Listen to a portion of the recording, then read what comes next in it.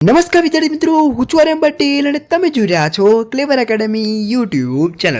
તો આજના વિડીયોની અંદર આજે આપણે જોવાના છે ધોરણ 11 વિષય કો મોસ્ટ આઈએમપી પ્રશ્નો 100% વિદ્યાર્થી મિત્રો આ પ્રશ્નો તમને પૂછાવાના છે એન્યુઅલ એક્ઝામ 2024 ની અંદર। આ વિડીયો તમને ઘણો બધો હેલ્પફુલ થશે। તો ચલો વિદ્યાર્થી મિત્રો, તમારો ટાઈમ વેસ્ટ ન કરતા આ વિડીયોની શરૂઆત કરીએ।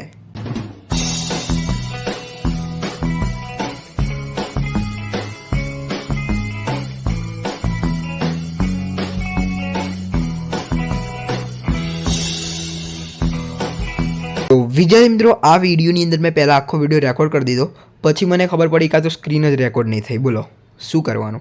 तो विद्यार्थी मित्रों हवे आ विडियोने लाइक कर देजो। बराबर, हवे स्क्रीन रेकॉर्ड थशे, मैं चेक कर लीधुं छे।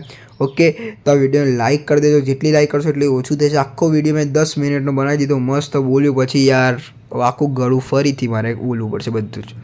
वांधो नहीं, चलो तमारी माटे हूँ करी सकूँ। हवे मारामां तमे लाइक कर देशो तो मने जुस्सो आई जशे। एकवार चलो इकोना आईएमपी जोई लईए। स्टेट अने एकाउंटना आईएमपी आपणी चेनल पर उपलब्ध छे, जाओ जोई लो। इकोनी ब्लूप्रिंट भी उपलब्ध छे, जाओ ने जोई लो। फटाफट आई जईए। चैप्टर नंबर 1 अर्थशास्त्र विषय प्रवेश, सेक्शन ए बी स्वाध्यायना तमारे करवाना रहेशे। बराबर, स्वाध्यायमांथी आवशे। सेक्शन नंबर सी एटले के 2 गुण माटे तमारे आर्थिक बिनार्थिक प्रवृत्ति वच्चेनो तफावत, एकमलक्षी અને સમગ્રલક્ષી વચ્ચેનો અર્થશાસ્ત્ર વચ્ચેનો તફાવત અને કૌટિલ્યની વ્યાખ્યા અને જુદા જુદા અર્થશાસ્ત્રીઓ જે વ્યાખ્યા આપી હતી એ તમારે 3 પ્રશ્નો તમારે કરવાના રહેશે 2 ગુણ માટે। 3 ગુણની વાત કરીએ તો અર્થશાસ્ત્ર વિષયનું મહત્વ અને એડમ સ્મિથે આપેલી અને માર્શલે આપેલી વ્યાખ્યા। બરાબર, આ મોસ્ટ આઈએમપી રહી જશે। 5 ગુણ માટે આ ચેપ્ટરમાંથી પૂછાતું નથી, પણ મેં તમને ટાઇટલમાં કીધું છે કે 80 માંથી 80 તમારા આવી શકે છે। ટાઇટલની અંદર તમને કીધું છે કે 80 માંથી 80 તમારા आई सके छे। बराबर है, एटले के तमने आ विडियो तमने घणुं बधुं हेल्पफुल थशे। बराबर, एटले विद्यार्थी मित्रों आनी माटे तमारे आ प्रश्न करवो जरूरी है। बराबर, 80 मांथी 80 लाववा होय तो। चैप्टर नंबर 2 मूलभूत ख्यालोनी संकल्पनाओं, सेक्शन ए बी तमारो स्वाध्यायमांथी पूछाशे। 2 गुण माटे खानगी अने जाहेर वस्तुनो तफावत। बराबर, प्रो मार्शलना मध्य संपत्तिनो अर्थ અને ઉત્પાદન સાધનમાં સંદર્ભમાં શ્રમનો अर्थ। बराबर, પછી 3 ગુણની વાત કરીએ તો વસ્તુઓના પ્રકારો જણાવી ઉદાહરણ આપી સમજાવો, સંપત્તિના પ્રકારો જણાવી ઉદાહરણ આપી સમજાવો, વ્યાપાર ચક્રનો અર્થ આપી તેના તબક્કા સમજાવો। આ ત્રણમાંથી તમને કોઈ પણ એક પ્રશ્ન પણ વ્યાપાર ચક્રના તબક્કા મોસ્ટ આઈએમપી થઈ જશે। 5 ગુણની વાત કરીએ તો ઉત્પાદનનો અર્થ આપી ઉત્પાદનના સાધનો। ઉત્પાદનના સાધનો તમને ખબર હશે ઉત્પાદનના સાધનો 4 છે। કેટલા છે? 4। જમીન, મૂડી, શ્રમ અને નિયોજક। ઓકે, અર્થતંત્રમાં આવતા ચક્રકાર આર્થિક પરિવર્તનનો પ્રકાર આ બી વેરી મોસ્ટ આઈએમપી થઈ જશે। ચેપ્ટર નંબર 3 માંગણી વાત કરી દઈએ તો માંગણી અંદર સેક્શન એ બી સ્વાધ્યાયના રહેશે। 2 ગુણની વાત કરીએ તો માંગ, વિધેય, માંગની મૂલ્ય સાપેક્ષતા માપવાની રીતો અને તેનો અર્થ। તો મૂલ્ય સાપેક્ષતા માપવાની રીતો કેટલી છે? 5 છે। બરાબર, એ તમારે કરવાની રહેશે। વ્યક્તિગત માંગ અને બજાર માંગનો અર્થ, गिफन वस्तु, प्रतिष्ठा, मूल्य, आ 3 तमने करवाना रहेशे। बराबर, सेक्शन सी में पूछाय नहीं पण सेक्शन बी नी अंदर तमने काममां लागशे। बराबर, सेक्शन सी नी अंदर तो पूछाई ज जशे पण ना पूछाय तो सेक्शन बी नी अंदर बी तमने काममां लागी शके छे, एटले फाइनल करी देजो। ओके, बात करीशुं विद्यार्थी मित्रों 3 गुण माटे। 3 गुणनी अंदर मांगमां विस्तरण संकोचन, વધારો ઘટાડો, અપવાદો, આમાંથી વિસ્તરણ સંકોચન તમારું મોસ્ટ આઈએમપી થઈ જશે। 5 ગુણની વાત કરતો તો માંગનો અર્થ આપી તેને માંગને અસર કરતા પરિબળો, માંગનો નિયમ મોસ્ટ આઈએમપી થઈ જશે। માંગનો નિયમ કાં તો પુરવઠાનો નિયમ મોસ્ટ આઈએમપી, માંગને અસર કરતા પરિબળો કાં તો પુરવઠાને અસર કરતા પરિબળો, આ બેમાંથી એક મોસ્ટ આઈએમપી। જો પુરવઠો આવી ગયું હું તમને કહી દઉં, સેક્શન એ બી તમારો સ્વાધ્યાયનો કોણ હશે। 2 ગુણની વાત કરું તો જથ્થો પુરવઠો વેરી મોસ્ટ આઈએમપી થઈ જશે। તફાવત, બરાબર, પછી પુરવઠા રેખાનો ઢાળ ધન હોય છે, કારણ આપો। બરાબર, વ્યક્તિગત પુરવઠો અને બજાર પુરવઠાનો અર્થ સમજાવો। વ્યક્તિગત પુરવઠો અને બજાર પુરવઠો, ડન। આગળ જોઈએ વિદ્યાર્થી મિત્રો 3 ગુણ માટે। 3 ગુણની વાત કરીએ ટૂંકનો જ લખો પુરવઠા વિધેય। પુરવઠામાં વિસ્તરણ સંકોચન આકૃતિ સહિત સમજાવો। પુરવઠામાં વધારો ઘટાડો આકૃતિ સહિત સમજાવો। બરાબર, પુરવઠામાં શું વધારો ઘટાડો આકૃતિ સહિત સમજાવો, ડન। ઓકે, 5 ગુણની આપણે વાત કરી લઈએ વિદ્યાર્થી મિત્રો તો પુરવઠાને અસર કરતા પરિબળો, પુરવઠાનો નિયમ મેં તમને કીધું, પુરવઠાનો નિયમ કાં તો માંગનો નિયમ, પુરવઠાને અસર કરતા પરિબળો કાં તો માંગને અસર કરતા પરિબળો। આની અંદરથી વિસ્તરણ સંકોચન અને વિધેય 2 મોસ્ટ આઈએમપી થઈ જશે। ચેપ્ટર નંબર 5 આવક અને ખર્ચના ખ્યાલો, એની અંદર સેક્શન નંબર એ બી સ્વાધ્યાયના રહી જશે। 2 ગુણની વાત કરીએ તો સમયનો ટૂંકો ગાળો એટલે શું, સરેરાશ સ્થિર ખર્ચ એટલે શું, ઉદાહરણ આપો। કુલ ખર્ચ અને કુલ આવકનો અર્થ, પૂર્ણ હરીફાઈ સિવાયના બજારમાં આવકની રેખા શા માટે નીચે તરફ ઢળતી હોય છે, આ મોસ્ટ આઈએમપી થઈ જશે। આ શું થઈ જશે? Most IMP. 3 ગુણની વાત કરીએ તો સરેરાશ ખર્ચ સ્થિર ખર્ચ અને અસ્થિર ખર્ચ, સ્થિર ખર્ચ અસ્થિર ખર્ચ બંને મોસ્ટ આઈએમપી છે। બંનેમાંથી એક પ્રશ્ન ફાઇનલ આવવાનો છે। 3 ગુણમાં પૂછે કે 5 ગુણમાં, પણ આવવાનો પાક્કું છે। 5 ગુણની વાત કરીએ તો ઉત્પાદન ખર્ચના વિવિધ ખ્યાલોની સમજૂતી આપો. ઓકે, વાત કરીએ વિદ્યાર્થી મિત્રો ચેપ્ટર નંબર 6 બજાર, એની અંદર સેક્શન નંબર એ બી તમારા સ્વાધ્યાયમાંથી આવશે. બરોબર. પૂર્ણ હરીફાઈના સંદર્ભમાં વાહન વ્યવહારનો ખર્ચ સમજાવો. ઇજારાયુક્ત હરીફાઈ એટલે શું? ઇજારાના સંદર્ભમાં પેઢીએ જ ઉદ્યોગ સમજાવો. આ મોસ્ટ ટાઈમ પી થઈ જશે. બરાબર.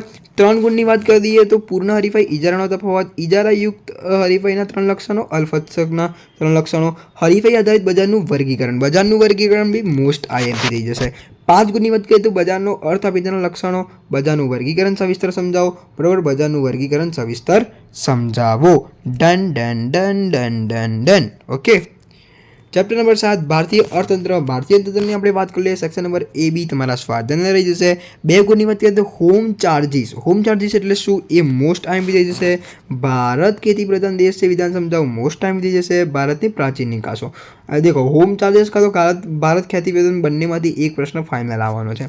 બરાબર. એટલે હું તમને જે કહું એ કરી દેવાનું. ડન. ઓકે. આગળ જોઈએ વિદ્યાર્થી મિત્રો કે 3 ગુણ માટે રેલવેનો વિકાસ. દેખો, રેલવેનો વિકાસ તમને ખબર પડી હશે. 1853માં સ્ટાર્ટ થઈ હતી રેલવે. બરાબર. 1853માં સ્ટાર્ટ થઈ હતી. બરાબર. ઓકે. પછી મુંબઈ અને થાણા વચ્ચે થઈ હતી. બરાબર. આ બધું તમે એસએસમાં ભણી ગયા. ઓકે.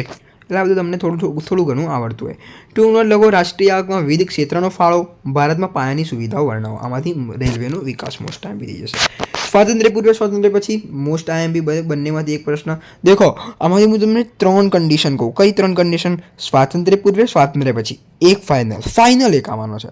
બરાબર. હજી સ્થિર ખર્ચ, અસ્થિર ખર્ચ બંનેમાંથી ફાઇનલ એક આવવાનો છે. 2 ક્વેશ્ચન થયા. માંગનો નિયમ, પુરવઠાનો નિયમ બંનેમાંથી એક ફાઇનલ આવવાનો છે. ચોથું માંગનું વિસ્તરણ સંકોચન, પુરવઠાનું વિસ્તરણ સંકોચન બંનેમાંથી ફાઇનલ એક આવવાનો છે. મેં તમને 4 કોમ્બિનેશન કીધા. કેટલા? 4 કોમ્બિનેશન. 4 કોમ્બિનેશનની અંદર વિદ્યાર્થી મિત્રો 5 ગુણ અને 3 ગુણમાંથી તમને એકમાં પૂછાઈ શકે છે. બરાબર. 4 કોમ્બિનેશન એટલે 4 પ્રશ્નો થઈ ગયા. બરાબર છે. ઓકે. એટલે મોસ્ટ ટાઈમ બી જ પૂછાશે એવા કીધા છે. ઓકે. ચેપ્ટર નંબર 8 આર્થિક સુધારાઓ જોઈ લઈએ. સેક્શન નંબર એ બી સ્વાધ્યાય માંથી પૂછાશે. બરોબર. 2 ગુણની વાત કરીએ તો આર્થિક સુધારાનો અર્થ આપી તેના પાસા જણાવો. ભારત 1991માં આર્થિક સુધારણાની કરવાની ફરજ શા માટે પાડી? મોસ્ટ ટાઈમ બીજો પૂછાશે. બરોબર. આ પૂછાશે. ભાઈ એમ ના કહેતા નથી કીધું. ઓકે. એમઆરટીપી એક્ટનું પૂરું નામ જણાવો. આ કાયદો શા માટે ઘડાયો?